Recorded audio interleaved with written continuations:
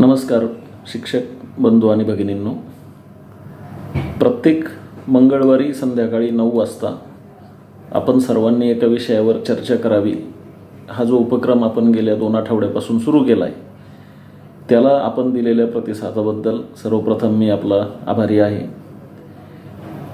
Educational excellence या विषयावर काम करताना किंवा या विषयाकडे बघताना आपण शैक्षणिक आणि अशैक्षणिक अशा दोन्ही प्रकारच्या कामांकडे एकाच इंटेन्सिटीने बघतो आहोत.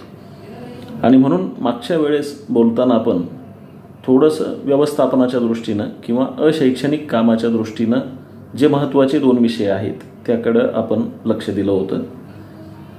नव्यानं सुरू होणाऱ्या शाळेच्या आणि शैक्षणिक वर्षाच्या प्रवेशानंतर आपल्याकडे येणारी मुलं आणि नवीन कर्मचारी शिक्षक यांचा आपल्या शैक्षणिक संकुलामधला वावर हा शारीरिकदृष्ट्या आणि मानसिकदृष्ट्या शांततेचा आणि समाधानाचा असावा, सुरक्षिततेचा असावा, या दृष्टीनं आपण मागच्या कार्यक्रमामध्ये चर्चा केली होती. कारण सेफ्टी फर्स्ट हा नियम जर आपण पाळला आणि एव्हरी लाईफ इज प्रेशियस हा मूलमंत्र जर आपण जपला तर आपल्या सभोवताली चांगले लोक जमा होतील आणि आपण एक चांगलं शैक्षणिक संकुल अतिशय चांगल्या दर्जानं चालवू शकू असा मला विश्वास आहे. माझ्या गेल्या साधारण 25 वर्षाच्या शैक्षणिक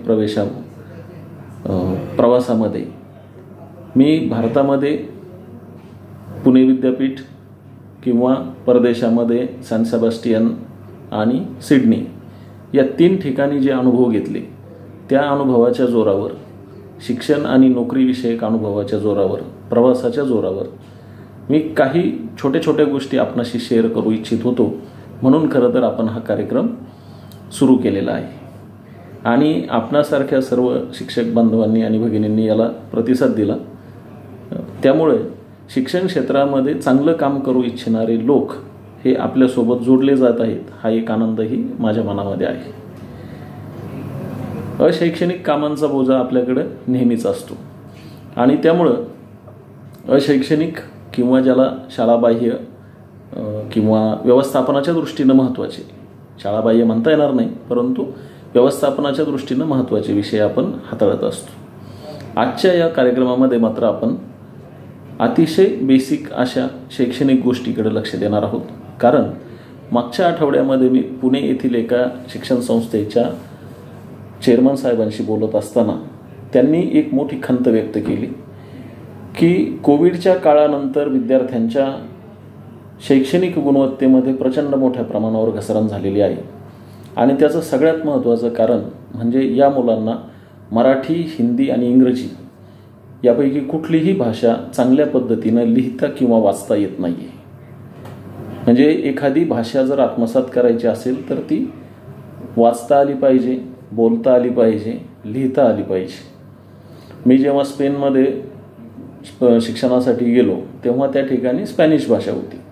आपण मागच्या कार्यक्रमामध्ये देखील भाषा शिकण्याचे काही प्रयोग आपण ऐकले आहेत की ज्यामध्ये माझ्या जे प्रोफेसर होते ते प्रोफेसर स्पेनमधून शिक्षणासाठी अमेरिकेत गेले होते. कॅलिफोर्निया युनिव्हर्सिटीमध्ये पोस्ट डॉक्टरेटसाठी गेलेले माझे शिक्षक जेव्हा स्पेनमध्ये फक्त स्पॅनिश ही भाषा बोलली जायची आणि फक्त केमिस्ट्री हा विषय असल्यामुळं अनेकांना इंग्रजी यायचं, तर ते शिक्षक जेव्हा कॅलिफोर्नियाच्या विद्यापीठात गेले तेव्हा त्यांना प्रथम इंग्रजी भाषा शिकावी लागली. 2 महिन्याच्या त्या इंग्रजी भाषेच्या कोर्समध्ये पहिल्या दिवशी त्यांच्या शिक्षिकेनं त्यांच्याकडे एक बॉल फेकला आणि त्या म्हणाल्या कॅच. आता संपूर्ण स्पॅनिश आणि इतर भाषा, विशेषतः चीनी विद्यार्थी त्यांच्याबरोबर होते, या सगळ्यांनी कॅच या शब्दाचा अर्थ त्यांना माहिती नव्हता. परंतु बॉल आपल्याकडे फेकल्यानंतर तो साधारणपणे झेलायचा असतो या हेतूनं त्यांनी तो बॉल झेलला. ज्या विद्यार्थ्यानं तो बॉल झेलला त्याला कॅच या इंग्रजी शब्दाचं स्पेलिंग पण येत नव्हतं आणि त्या शब्दाचा अर्थही कळत नव्हता. परंतु तो शब्द काय आहे त्यापेक्षा त्याच्या मागची भावना काय आहे ही माहिती झाल्यामुळं त्यानं शिक्षकानं फेकलेला तो बॉल अचूक झेलला आणि अशा पद्धतीनं त्यांचं त्या भाषेचं शिक्षण सुरू झालं. असं म्हटलं जातं की चांगली भाषा जर शिकायची असेल तर बोलीभाषेतले शब्द आपल्याला माहिती असले पाहिजे आणि विशेषतः जे शब्द आपण चार चौघामध्ये वापरू शकत नाही, ज्याला स्लँग असं म्हणतो, अशा प्रकारचे शब्द जर तुम्हाला अगोदर उच्चारता येत असतील तर ती भाषा तुम्ही लवकर आत्मसात करता असं गमतीनं म्हटलं जातं. आपण शैक्षणिक क्षेत्रामध्ये काम करत असताना अशा प्रकारचे प्रयोग आपण करू शकत नाही किंवा करू नयेत. परंतु जेव्हा विविध भाषा न येणारे आणि येणारे लोक एकत्र एकमेकांशी बोलत असतात आणि भाषा शिकण्याचे सोपे मार्ग काय आहेत यावर विचार करत असतात किंवा चर्चा करत असतात, तेव्हा गमतीनं अशा गोष्टी देखील पुढे येत असतात. आणि त्यामुळं भाषेच्या अडचणीमुळे होणारे प्रश्न हे फक्त प्रवासादरम्यान किंवा राहण्यादरम्यान किंवा नोकरी दरम्यान होत नाहीत, तर करोनाच्या काळानंतर माननीय शिक्षण संस्था चालकांनी सांगितल्याप्रमाणे की मराठी, हिंदी आणि इंग्रजी या तीनही भाषा लिहिता, वाचता आणि बोलता येत नसल्यामुळं विद्यार्थ्यांचं मोठं नुकसान होतंय आणि त्यासाठी आपल्याला एकत्रितपणे शिक्षक म्हणून काही गोष्टी कराव्या लागणार आहेत. आता मागच्या वेळी आपण बोललो होतो की आपल्याकडे असणारी डिक्शनरी, मग ती मराठी असेल, हिंदी असेल, इंग्रजी असेल किंवा विज्ञानविषयक डिक्शनरी असेल किंवा त्या विषयाची डिक्शनरी असेल, ही डिक्शनरी कशी वाचायची, त्याचे टप्पे कसे करायचे आणि त्या टप्प्यांचं व्यवस्थित इम्प्लिमेंटेशन कसं करून घ्यायचं, हे मोठं काम शिक्षकांकडे आहे. म्हणजे एखाद्या विद्यार्थ्याला जर सांगितलं की 26 अल्फाबेट आहेत आणि प्रत्येक दिवशी एका अल्फाबेटचे शब्द तू मोठ्यानं वाचायचेत किंवा लिहून काढायचेत, तर हे फक्त सांगून जमणार नाही, तर हे तू करतोय की नाही हे देखील आपल्याला सातत्यानं बघावं लागेल. म्हणजे जसं व्यवस्थापन एखाद्या कंपनीचं व्यवस्थापन करत असताना आपल्याला तो एम्प्लॉई काम करतोय की नाही करतो हे पाहण्यासाठी त्याचं ट्रॅकिंग करावं लागतं. म्हणजे तुम्ही जर कॉल सेंटरमध्ये किंवा BPOमध्ये काम करणारी लोक पाहिली तर त्यांच्या कामाचं ट्रॅकिंग करण्यासाठी किंवा त्यांच्या कामावर लक्ष ठेवण्यासाठी CRM नावाचे सॉफ्टवेअर असतात. म्हणजे त्यामुळं त्या व्यक्तीनं दिवसभरामध्ये किती कॉल केले, कुणाला कॉल केले, त्या कॉलवर तो काय बोलला, ते बोलणं योग्य होतं की नाही, मग त्यापैकी किती कॉल कनेक्ट झाले, किती कनेक्ट नाही झाले किंवा त्यातून काय आउटकम आलं, त्यातून त्या व्यक्तीची इफिशियन्सी काय आहे, अशा प्रकारच्या अनेक अँगलनं त्या कॉलच्या रेकॉर्डिंग केल्यानंतर, ॲनालिसिस केल्यानंतर हे त्या व्यवस्थापनाला कळत असतं. त्याप्रमाणे आपल्याला देखील विद्यार्थ्यांना दिलेला होमवर्क किंवा विद्यार्थ्यांना दिलेला एखादा टास्क आपण तो विद्यार्थी चांगल्या पद्धतीनं करतोय की नाही करतोय हे आपल्याला बघायला लागेल. आणि म्हणून आपल्याला मॉनिटरच्या भूमिकेत जावं लागेल, ट्रॅकिंगच्या भूमिकेमध्ये जावं लागेल आणि त्यासाठी आपल्याला सातत्यानं विद्यार्थ्यांच्या एज्युकेशनल एक्सलन्सच्या बाबतीमध्ये विचार करण्याची सवय स्वतःच्या मनाला लावून घ्यावी लागेल. कारण आपल्याला दररोजचे व्यवस्थापनाची कामं असतात, शैक्षणिक व्यवस्थापनाची कामं असतात, शालेय वेळेमध्ये वर्ग घ्यायचे असतात, होमवर्क द्यायचे, परीक्षा घ्यायच्या, त्यानंतर आपलं वैयक्तिक खाजगी आयुष्य असतं, त्यामधले काही प्रश्न असतात. तर हे सगळं मॅनेज करणं, ही तारेवरची कसरत मॅनेज करताना इतर क्षेत्रामध्ये काम करताना लोकांना सोपं असतं तुलनात्मकदृष्ट्या की 8 तास 10 तासाची त्यांची ड्युटी संपली की त्यांचं काम त्या ठिकाणचं संपतं. परंतु शिक्षक या व्यक्तिमत्वाकडे समाजाचा पाहण्याचा दृष्टिकोन हा खूप व्यापक आणि आदरयुक्त असल्यामुळं शिक्षक हा 24 तास शिक्षक असतो आणि त्यामुळं समाजामध्ये वावरत असताना सुद्धा आपल्या महाविद्यालयाचे शाळेचे विद्यार्थी नसले तरी देखील हे विद्यार्थी काय करतायत, यांच्या देहबोलीतून, यांच्या बोलण्यातून, यांच्या वागण्यातून कोणत्या प्रकारचे संस्कार यांच्यावर केले जात आहेत आणि हे किती भविष्यामध्ये चांगलं आहे, घातक आहे, याची तुलना करत राहणं, अभ्यास करत राहणं, हे सगळं आपल्याला शिक्षक म्हणून करावं लागायचं. मला आठवतं की जेव्हा आम्ही लहान होतो तेव्हा समोरून जर गुरुजी किंवा सर समोरून चालत आले तर आम्ही वाट दिसेल त्या दिशेला पळून शिक्षकांना आपण दिसणार नाही अशा पद्धतीनं आम्ही लपून राहायचो. आजची परिस्थिती थोडीशी वेगळी आहे की विद्यार्थी समोरून येत असतील तर कधी कधी शिक्षकांना बाजूला व्हावं लागतं. मी आमच्या पद्मश्री विखे पाटील महाविद्यालय प्रवरानगरला शिक्षण घेतलं आणि त्यानंतर जवळपास 25 वर्षांनी आमचे तत्कालीन शिक्षक आणि सध्याचे कोल्हार महाविद्यालयाचे प्राचार्य माझ्या ऑफिसमध्ये नेवासा फाट्यावर एक दिवस आले. तर मी समोर होऊन थोडंसं त्यांचं दर्शन घेतलं आणि त्यांचं वेलकम केलं. तर त्यावेळेस ते मला म्हणाले की हल्ली पाया पडण्याचे दिवस तर गेलेच, परंतु विद्यार्थी आपला समोरून येत आहे हे बघितलं तर शिक्षकांना वाट बदलून जावी लागते, अशी परिस्थिती आहे. ही परिस्थिती का निर्माण झाली तर मी उल्लेख केलेल्या मान्य संस्थाचालकांनी जे सांगितलं ते अतिशय धक्कादायक होतं की विद्यार्थ्यांना कुठलीही शिक्षा करायची नाही, विद्यार्थ्यांना कुठल्याही प्रकारे मानसिक शारीरिक त्रास होणार नाही अशा पद्धतीनं त्यांना कम्फर्टेबल वाटेल असं वातावरण शाळेमध्ये ठेवायचं, त्यांच्या परीक्षा घ्यायच्या नाही, त्यांना गुण द्यायचे नाही, त्यांच्यामध्ये स्पर्धा ठेवायची नाही.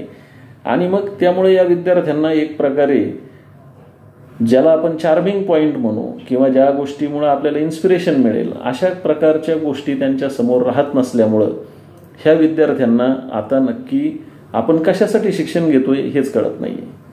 आणि त्यामुळं गेली अनेक वर्षे 8वीपर्यंत पास करायचं, 8वीपर्यंत परीक्षा घ्यायची नाही, 9वीला देखील 10वीला ढकलून द्यायचं आणि 10वीला गेल्यानंतर बेस्ट ऑफ 5 सारखे उपक्रम राबवून त्या विद्यार्थ्यांना 99 आणि 100% मार्क द्यायचे.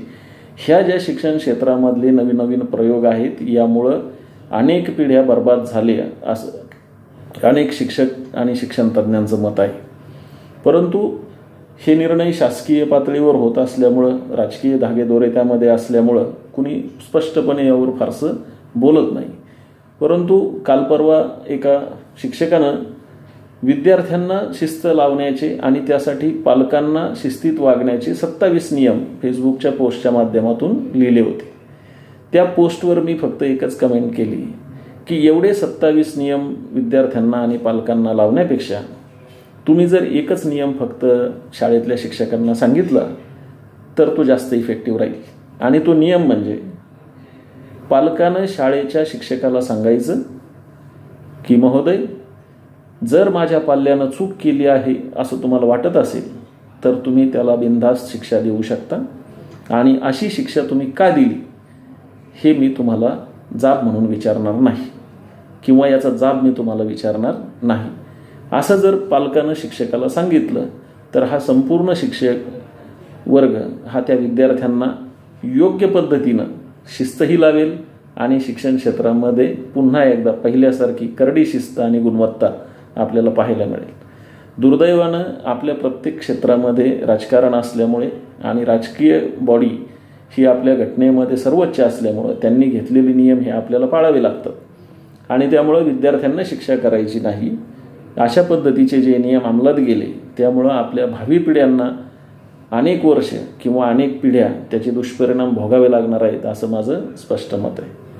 माझे वडील 32 वर्ष रयत शिक्षण संस्थेमध्ये मुख्याध्यापक आणि प्राचार्य होते. आमचं आडनाव क असं आहे.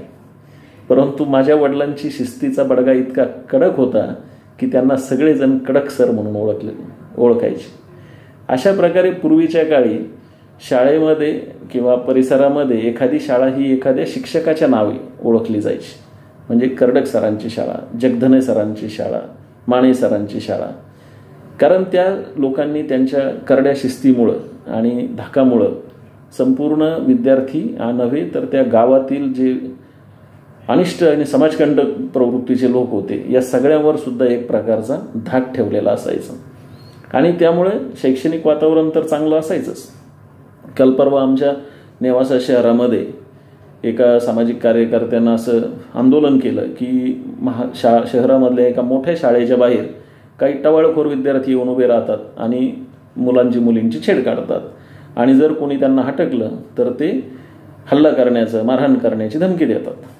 आता अशा प्रकारामध्ये त्या शाळेतल्या शिक्षक आणि मुख्याध्यापकांनी काही प्रमाणात भूमिका घेणं आणि त्याला प्रशासनानं, विशेषतः पोलीस प्रशासनानं साथ देणं हे महत्त्वाचं ठरतं.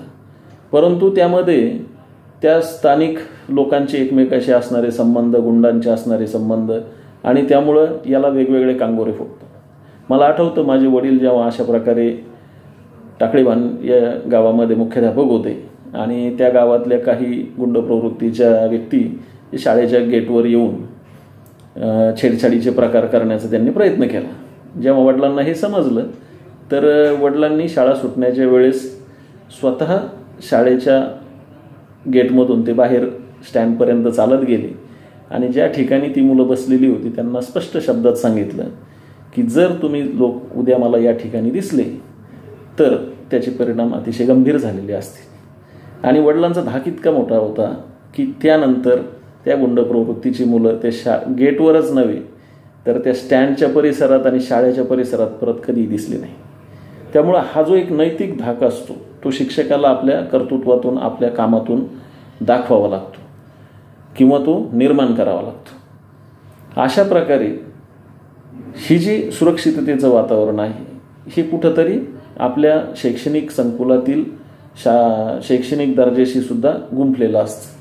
आपण ज्याप्रमाणे म्हणतो की एखाद्या राज्यातली कायदा आणि सुव्यवस्थेची परिस्थिती जर चांगली असेल तर त्या ठिकाणी पर्यटन उद्योग असेल किंवा उद्योग क्षेत्र असेल किंवा परदेशातून परराज्यातून त्या ठिकाणी फिरायला येणाऱ्या लोकांची संख्या असेल ही मोठ्या प्रमाणावर वाढते आणि तो भाग समृद्ध होतो.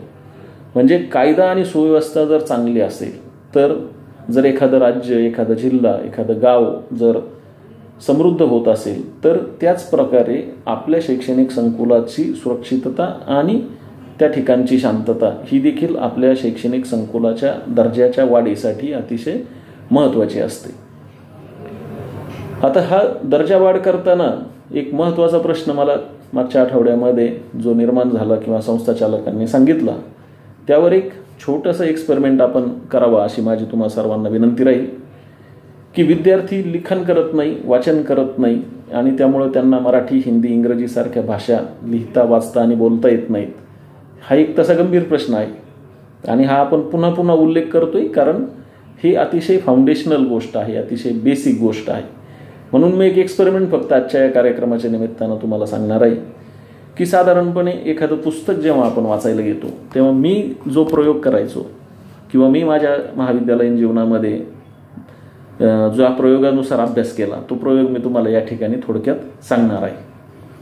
समजा आता आपण एक पुस्तक घेतलं. हे पुस्तक तुम्ही जर बघितलं हे रॉबर्ट कियोसाकी यांचं सध्याचं अतिशय फायनान्शियल लिटरसीमध्ये ज्यांचं खूप नाव घेतलं जातं असे हे लेखक आहेत आणि यांचं रिच डॅड पुअर डॅडमधलं हे फॉर टीन्स हे सिरीजमधलं हे पुस्तक आहे.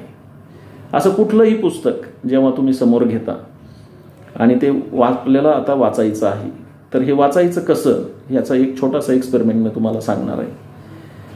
आता ह्या पुस्तकामध्ये सगळ्यात सुरुवातीला तुम्हाला ते लेखकाचा फोटो दिसतोय, नाव दिसतंय, त्याच्या खाली काही त्याची महती सांगणारे 1-2 लाईन्स आहेत. The secret about money that you don't learn in school. म्हणजे ह्या पुस्तकाचं सार त्यांनी 1-2 ओळीमध्ये या ठिकाणी सांगितलेलं आहे की अभ्यासक्रमामध्ये फायनान्शियल लिटरसी हा विषय नसल्यामुळं आपल्याला जो त्रास होतो तो त्रास दूर करण्यासाठी रॉबर्ट कियोसाकींनी फायनान्शियल लिटरसीवर अनेक पुस्तके लिहिली. त्या सिरीजमधलं हे पुस्तक आहे. मग या पुस्तकावर त्यांनी स्कूल बॅग दिलेली आहे. म्हणजे त्यांचं म्हणणं काय आहे की जे तुम्ही शाळेत शिकत नाही ही स्कूल बॅग त्याचं प्रतीक आहे. तीच त्यांनी त्या पुस्तकाच्या कव्हरवर ठेवलेली आहे आणि त्यातून त्यांनी हा संदेश दिलाय की या संपूर्ण बॅगमध्ये तुम्ही जे शिकले नाही ते आत्ता या पुस्तकामध्ये तुम्ही शिकणार आहात. अशा पद्धतीचं कल्पक असं ते बुकचं कव्हर त्या ठिकाणी केलेलं आहे आणि त्यामुळे पुस्तक हातात घेता क्षणी त्या पुस्तकात काय आहे याचं सुतवाच करणाऱ्या गोष्टी या ठिकाणी आपल्याला दिसत आहेत. त्यानंतर याचं जर मलपृष्ठ बॅक साईड बघितली तर त्याच्यामध्ये त्यांनी साधारणपणे ठळकपणे लक्षात येईल असे त्याचे रिव्ह्यूज आहेत की या पुस्तकामध्ये काय असेल याची एक समरी यांनी दिलेली आहे. How to speak the language of money, way to make money work for you, tips for success including work to learn not to earn, games that help you understand the tools to keep money moving and growing. म्हणजे या पुस्तकामध्ये तुम्ही काय शिकणार आहात याची छोटीशी summary त्यांनी या ठिकाणी दिली.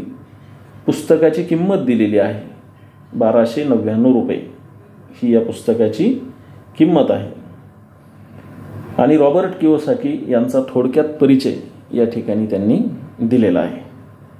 तर पुस्तकाचं मुखपृष्ठ आणि मलपृष्ठ हे 2 गोष्टी तुम्ही जर बारकाईनं बघितल्या तर पुस्तक आपल्या ध्यानात राहायला मदत होते. म्हणजे या ठिकाणी त्या पुस्तकाचं नाव आहे, त्यांची वेबसाईट आहे, पुस्तकाची किंमत आहे, त्यांचा ISBN कोड आहे, पुस्तकाची समरी आहे, लेखकाची माहिती आहे. हे तुम्ही पहिल्या पानावर बघितलं. नंतर तुम्ही पुस्तक उघडल्यानंतर तुम्हाला पुस्तकाचं प्रकाशन कोणी केलं आहे, त्याची किंमत काय आहे, त्याची पहिली आवृत्ती कधी झाली, त्याचे राईट्स कोणाकडे रिझर्व्ह आहेत याबद्दलची एक थोडीशी माहिती या ठिकाणी वाचायला मिळते. हे जनरल नॉलेज म्हणून आपण वाचायला हरकत नाही. त्यानंतर याच लेखकाचे कुठली पुस्तकं बेस्ट सेलर म्हणून आहेत त्याची एक मोठी यादी या ठिकाणी त्यांनी दिलेली आहे. म्हणजे आपण ज्या लेखकाचं पुस्तक वाचतोय तो लेखक अजून किती चांगली पुस्तकं त्याने लिहिलेली आहेत याची सुद्धा यादी आपल्याला याच्यात वाचायला मिळालेली आहे. नंतर महत्त्वाचा पार्ट येतो तो कंटेंट्स. ह्याच्यामध्ये त्यांनी एक इंडेक्स दिलेली आहे. या इंडेक्समध्ये त्यांनी एक साधारण या पुस्तकातले जे चॅप्टर्स आहेत त्या सगळ्या चॅप्टर्सची नावं दिलेली आहेत. Part 1, part 2, part 3, the language of money, a new way of learning, the new rules of making money, how to learn not to earn, my money works for me, create money, it's all about cash flow, play games to learn, money making opportunities for teens, managing your assets, managing your debt, your financial head start. अशा प्रकारचे हे 10 ते 12 चॅप्टर्सची नावं त्यांनी या ठिकाणी दिलेली आहे. पुस्तक उघडल्यानंतर सर्वप्रथम आपण इंडेक्स वाचली पाहिजे. म्हणजे या पुस्तकात नक्की काय असणार आहे हे आपल्याला या ठिकाणी पाहायला मिळेल आणि आपल्याला एक अंदाज येईल की आपण ही स्टोरी म्हणजे ही संपूर्ण स्टोरी कशी आहे आणि स्टेप बाय स्टेप ही कशी पुढे जाणार आहे याचा एक अंदाज आपल्याला या ठिकाणी येणार आहे. यानंतर प्रत्येक पुस्तकाच्या सुरुवातीला एक छोटंसं इंट्रोडक्शन, प्रत्येक चॅप्टरच्या सुरुवातीला एक छोटंसं इंट्रोडक्शन दिलेलं असतं. पुस्तक नवं घेतलं, त्याचा असा मस्तपैकी वास घेतला, त्याचं मुखपृष्ठ बघितलं, मलपृष्ठ बघितलं, इंडेक्स वाचली की त्याच्यानंतर तुम्ही त्या पुस्तकाच्या प्रत्येक चॅप्टरमध्ये जे इंट्रोडक्शन दिलेलं आहे ते वाचायचं. म्हणजे 12 चॅप्टर असतील तर पहिल्या टप्प्यामध्ये तुम्ही 12ही चॅप्टरचे इंट्रोडक्शन वाचायचे. भलेही तुम्हाला ते कळणार नाहीत, ते कळावेत अशी अपेक्षा नाही, कारण हे पुस्तक अजून तुम्हाला वाचायचं आहे, समजून घ्यायचं. परंतु या पुस्तकात साधारणपणे काय आहे हे आपल्याला समजण्यासाठी सगळे चॅप्टर अगोदर त्याचे इंट्रोडक्शन वाचायचं. इंट्रोडक्शन वाचून झाल्यानंतर प्रत्येक चॅप्टरमध्ये तुम्हाला साधारण अशा प्रकारे मोठ्या बोल्ड टाईपमध्ये काही टप्पे दिलेले असतात, काही टॉपिक्स दिलेले असतात. म्हणजे इथं काय आहे, you are smart, the myth of IQ and intelligence, everyone has a special learning style, असे हे बोल्ड अक्षरामध्ये टॉपिक दिले आणि त्याच्या खाली काही पॅराग्राफ दिलेले असतात. तर दुसऱ्या तिसऱ्या टप्प्यामध्ये जेव्हा तुम्ही इंट्रोडक्शन वाचून होईल तेव्हा प्रत्येक चॅप्टर जेव्हा तुम्ही वाचायला घ्याल नव्यानं तेव्हा त्यातले ते बोल्ड टाईप पण वाचायचे, पहिल्यांदा वाचायचे. म्हणजे त्या चॅप्टरमध्ये नक्की काय आहे ह्याचा तुम्हाला अंदाज येईल. इंडेक्स वाचली, सगळ्या चॅप्टरचं इंट्रोडक्शन वाचलं आणि आता चॅप्टर वाचण्यापूर्वी त्या चॅप्टरमधल्या प्रत्येक बोल्ड टाईपमधला जो टॉपिक आहे तो वाचला. एवढं वाचल्यानंतर या पुस्तकामध्ये साधारण काय आहे याची तुम्हाला कल्पना येणार आहे. आणि सगळ्यात शेवटच्या टप्प्यामध्ये चॅप्टर वाचायला सुरुवात करायचा, पहिल्या ओळीपासून शेवटच्या ओळीपर्यंत भरभर वाचायचा. पहिल्या वेळेस वाचला, थोडंफार आकलन झालं, 25% 30% आकलन झालं. मग दुसऱ्या वेळेस वाचायचं, मग तिसऱ्या वेळेस वाचायचं. आम्हाला एक सर होते ठाणगे सर म्हणून, त्यांचा एक सिद्धांत होता, एक चॅप्टर जर तुम्ही 14 वेळेस वाचला तर तो पाठ व्हायला पाहिजे आणि एक प्रकारचं उदाहरण जर तुम्ही 10 वेळेस सोडवलं किंवा 10 उदाहरणं, एका प्रकारची 10 उदाहरणं जर तुम्ही सोडवली तर त्या प्रकारची उदाहरणं सोडवण्याचा तुमचा सराव पूर्ण झालेला पाहिजे. आणि जर हे दोन्ही करून तुम्हाला काही येत नसेल तर तुम्ही शाळा सोडून दिली पाहिजे, असं ते गमतीनं म्हणायचं. तर ह्या चॅप्टरमध्ये तुम्ही पहिल्यांदा चॅप्टर वाचला, मग दुसऱ्यांदा वाचला, तिसऱ्यांदा वाचला, म्हणजे अभ्यास तुमचा स्टॅमिना वाढेल. एकाच वेळेस तुम्हाला जर सांगितलं की आता 12 तास आजपासून अभ्यास करायचा तर ते शक्य होणार नाही. त्यामुळं तुम्हाला अभ्यासाची वेळ कशी वाढवायची याचं एक सोपी ट्रिक मी तुम्हाला देतो. आता याच्यामध्ये साधारण 10 चॅप्टर आहे. पहिल्या दिवशी पहिला चॅप्टर वाचला, दुसऱ्या दिवशी पहिला आणि दुसरा चॅप्टर वाचला, तिसऱ्या दिवशी पहिला, दुसरा, तिसरा चॅप्टर वाचला. तुम्ही जेव्हा 10व्या दिवशी चॅप्टर वाचण्यासाठी जाल तेव्हा पहिल्या दिवशी तुम्ही जर 10 मिनिटात पहिला चॅप्टर वाचला असेल, दुसऱ्या दिवशी तो 10 मिनिटाच्या ऐवजी तुम्ही 8 मिनिटात वाचाल, तिसऱ्या दिवशी तो 6 मिनिटात वाचाल आणि एक वेळ अशी येईल की तो चॅप्टर तुम्ही 5 मिनिटात 4 मिनिटात वाचाल. ज्यावेळेस तुम्ही दुसरा चॅप्टर पहिल्यांदा वाचाल तेव्हा त्याला 10 मिनिटं लागतील, दुसऱ्या दिवशी त्याला 8 मिनिटं लागतील, तिसऱ्या दिवशी ते पण 5 मिनिटावर येईल. म्हणजे पहिल्या दिवशी तुम्ही 10 मिनिटं अभ्यास केला, दुसऱ्या दिवशी पहिल्या चॅप्टरचे 8 मिनिटं, दुसऱ्या चॅप्टरचे 10 मिनिटं, असा 18 मिनिटं अभ्यास केला. तिसऱ्या दिवशी पहिल्या चॅप्टरचे 6 मिनिटं, दुसऱ्या चॅप्टरचे 8 मिनिटं आणि तिसऱ्या चॅप्टरचे 10 मिनिटं, असा 34 मिनिटं अभ्यास केला. 24 मिनिटं अभ्यास केला. म्हणजे 10 मिनिटापासनं तुमची वाचण्याचा आणि बसण्याचा स्टॅमिना हा 24 मिनिटापर्यंत 3 दिवसामध्ये गेला. हा असं करता करता तुमचा हा जो बसण्याचा, एका ठिकाणी बसण्याचा, वाचनाचा आणि अभ्यास करण्याचा स्टॅमिना हळूहळू तुम्ही 1 तास, 2 तास, 3 तास, 4 तासापर्यंत घेऊन जाऊ शकता. जेव्हा तुमचे 10 चॅप्टर अशा पद्धतीने वाचून होतील, पहिल्या दिवशी पहिला, दुसऱ्या दिवशी पहिला दुसरा, तिसऱ्या दिवशी पहिला दुसरा तिसरा, चौथ्या दिवशी पहिला दुसरा तिसरा चौथा, 5व्या दिवशी पहिला दुसरा तिसरा चौथा 5वा, असं 10व्या चॅप्टरपर्यंत आले की परत उलटी गणती सुरू करायची 10व्या चॅप्टरपासून. पहिल्यांदा 10वा वाचायचा, दुसऱ्या वेळेस 10वा आणि 9वा वाचायचा, तिसऱ्या वेळेस 10वा, 9वा, 8वा वाचायचा, चौथ्या वेळेस 10वा, 9वा, 8वा, 7वा वाचायचा, मग 10वा, 9वा, 8वा, 7वा, 6वा, असं 1 पर्यंत यायचं. म्हणजे तुम्ही दोन्ही बाजूनं जवळपास 10-10 वेळेस प्रत्येक चॅप्टर वाचलं आणि त्यामुळं तुमच्या पूर्ण वर्षभराच्या अभ्यासामध्ये या चॅप्टरमधला कुठलाही प्रश्न कुठल्याही कोपऱ्यातनं जरी तुम्हाला विचारला तरी तो तुम्हाला सांगता येऊ शकतो. इतकी चांगली ही टेक्निक आहे. आणि 12 महिन्याच्या किंवा 10 महिन्याच्या शैक्षणिक प्रक्रियेमध्ये तुमच्याकडे असणारी 10 पुस्तकं जी अभ्यासक्रमाची आहेत ती अशा प्रकारे 10 ते 20 वेळेस वाचणं हे खूप सोपं काम आहे. आणि यासाठी तुम्ही प्रयत्न करा. तुमचा फिजिकली अभ्यास करण्याचा स्टॅमिना वाढेल, तुमची वाचनाची गती वाढेल. त्यामुळं तुम्हाला एक पुस्तक कमीत कमी वेळेमध्ये संपवता येईल, दुसरं पुस्तक हाताशी घेता येईल आणि अशा प्रकारे तुमचा अभ्यास जास्तीत जास्त वेळा आणि कमीत कमी वेळेत होण्याला मदत होईल. आणि ज्यावेळेस तुम्ही असं 10-10 वेळेस एखादं पुस्तक हाताळता, 20-20 वेळेस पुस्तक हाताळता, तर तुम्हाला ते पुस्तक नंतर डोळ्यावर व्हिज्युअलाइज व्हायला वाटतं. म्हणजे आपण जीवशास्त्रात शिकलो की एखादी इमेज आपल्या डोळ्यासमोर आली की ती सेकंदाचा 10वा भाग तशीच राहते आणि त्यामुळे आपण डोळे मिटले तरी आपल्याला काही काळासाठी ती इमेज दिसत राहते. जेव्हा तुम्ही असं एखादं पुस्तक 10-20 वेळेस हाताळता, वाचता, बघता, त्यावेळेस तिथं कुठल्या पानावर डाग पडलेला होता, कुठं पान दुमडलं होतं, कुठं पेन्सिल मार्क होता, कुठं पेनानं मार्क केलं होतं, हे सगळं तुमच्या डोळ्यावर व्हिज्युअलाइज होतं. आणि परीक्षेला जेव्हा तुम्ही सामोरे जाता, अक्षरशः तुमच्या समोर पुस्तक ठेवलेलं आहे अशा पद्धतीनं तुम्ही प्रश्नाची उत्तरं लिहू शकता. म्हणजे एखाद्या विद्यार्थ्याला भलेही त्या प्रश्नाचा अर्थ कळला नाही, परंतु अशा प्रकारचे शब्द आपण या पुस्तकामध्ये या पेजवर पाहिले होते, त्यावेळेस त्या ठिकाणी अशी आकृती होती आणि त्या आकृतीचं असं डिस्क्रिप्शन होतं, हे सुद्धा त्याच्या लक्षात येऊ शकतं आणि ते पुस्तकाच्या वाचनाच्या प्रक्रियेमुळं त्याचं उत्तर थोडक्या मोडक्या भाषेत का होईना लिहू शकतो. तर ही जी कला आहे, ही अभ्यासाची जी पद्धत आहे, यामुळं मुलांचं लिहिणं, वाचणं आणि बोलणं ही 3ही गोष्टी अतिशय सुधारू शकतात असा मला विश्वास आहे. कारण हा प्रयोग मी स्वतः माझ्या शैक्षणिक प्रक्रियेमध्ये अगदी मला आठवतं तसं 7वी-8वी पासून मी हा प्रयोग केलेला आहे आणि त्यामुळं मला कधीही वैयक्तिक पातळीवर अभ्यासासाठी 10 तास बसा, 12 तास बसा असं करण्याची वेळ आली नाही.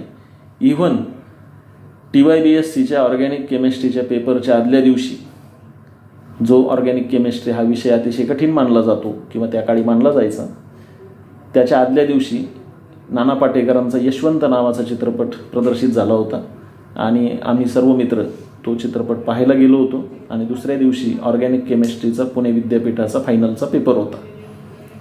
पण हा कॉन्फिडन्स आमच्यामध्ये का होता? कारण मी अशा पद्धतीनं अभ्यास केलेला असल्यामुळं माझी पुस्तकाची जी रिव्हिजन म्हणतो, परीक्षेच्या काळामध्ये रिव्हिजन हा फार परावलीचा शब्द असतो, तर ती रिव्हिजन होण्याचा काळ हा माझा 2 ते 3 तासावर आलेला होता आणि त्यामुळं एका 12 तासातले 3 तास चित्रपटासाठी जरी दिले तरी मला इतर वेळ त्या अभ्यासासाठी पुष्कळ मिळत होता आणि म्हणून मी ऑर्गॅनिक केमिस्ट्रीच्या पेपरच्या आदल्या दिवशी यशवंत पिक्चर बघण्याचं धाडस करू शकत होतो.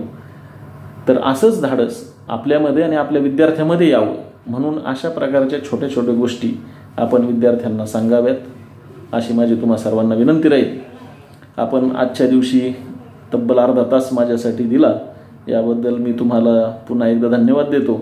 आणि प्रत्येक मंगळवारी संध्याकाळी 9 वाजता माझ्या यूट्यूब चॅनलवर एक व्हिडिओ तुम्हाला दिसेल आणि ज्या लोकांना शक्य आहे त्यांना गुगल मीटद्वारे सुद्धा हा संवाद प्रत्यक्ष ऐकायला मिळेल अशी व्यवस्था आपण इथून पुढे प्रत्येक मंगळवारी करणार आहोत. यामध्ये आपण मोठ्या संख्येने सहभागी व्हावं. आपल्या शाळेतील शिक्षक, विद्यार्थी, आपल्या इतर शाळांमधले सहकारी शिक्षक मित्र या सर्वांना आपण या प्रयोगाविषयी आवर्जून सांगावं. याचं कारण म्हणजे आपल्याला एज्युकेशनल एक्सलन्स या विषयामध्ये समविचारी आणि चांगल्या विचारांचे लोक सोबत जोडून घ्यायचे आहेत आणि त्यासाठी आपल्या सर्वांचं सहकार्य अपेक्षित आहे. धन्यवाद.